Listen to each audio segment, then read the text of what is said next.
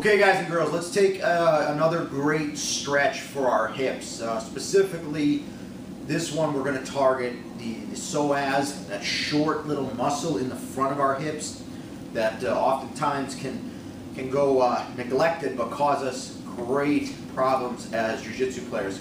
Because once that starts to seize up on us and get really tight, it causes a lot of other problems throughout the pelvic region. Specifically, you know, into the hip flexors and even to the lower back, and a lot of times that goes undiagnosed. You know, we think it's a tight hamstring or a tight back, which in some form is true, but it could be stemming from an underdeveloped or seized up psoas muscle. So we're going to take a stretch here at 3 different levels: a beginner level, an intermediate level, and an advanced level. You know, work the one that is best suited for you. If you're starting a beginner, work to intermediate. If you're starting an intermediate, work your way up to advanced. If you're starting an advanced, great. You know, add extra sets once it becomes easy. So let's first take a look at the beginner level. I want you to take your right foot out in front of you. Make sure your knee is directly over your ankle. Your knee directly underneath your hip. A nice straight posture. All right, right here I got a 90-degree angle, I got a 90-degree angle, I got a 90-degree angle. We talk about 90-degree angles all the time in jiu-jitsu.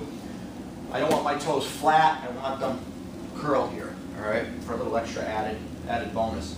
Now I just want you to push your hips forward, slight arch in your back, driving your hips forward, and just hold that stretch there for about 30 to 45 seconds. And then you can release it. Then do it again. Hold it for another 30 to 45 seconds. Release it. And then another 30 to 45 seconds. Right? Then you would switch legs and do it on the same thing. So each time you go into the stretch, hold it for 30 to 45 seconds. Come out of the stretch for 15 seconds. Go back in for another 30 to 40 seconds. Come back out for 15, and then do one final time, 30 to 45 seconds, come out for 15. Switch to the other leg. So do it 3 times on each leg and let that muscle start to open up and elongate. As you start to feel better with it, you can spend more time there. Spend a minute to a minute and a half there.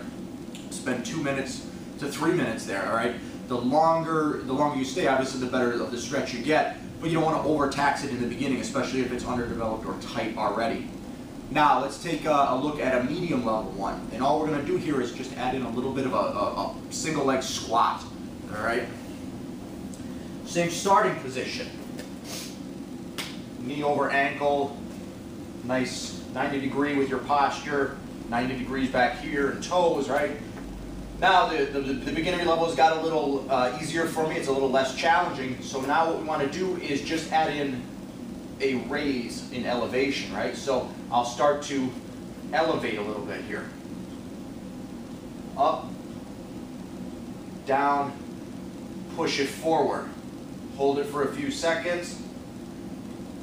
Up, down, push it forward.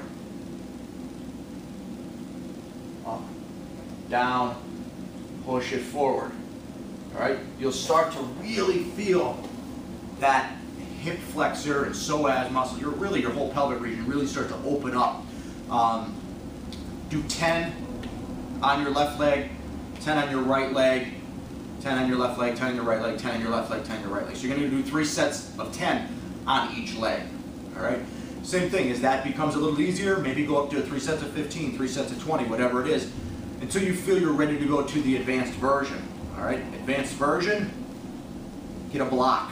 Some type of block, whether it's a brick, a cinder block, use a step in your house, anything that's not going to slide. So don't stack up books or anything like that, because you know, you stack up some books, the books are going to shoot out from underneath you, and you're going to wind up getting injured. So some type of sturdy block. All right. Take your same starting position that we just did.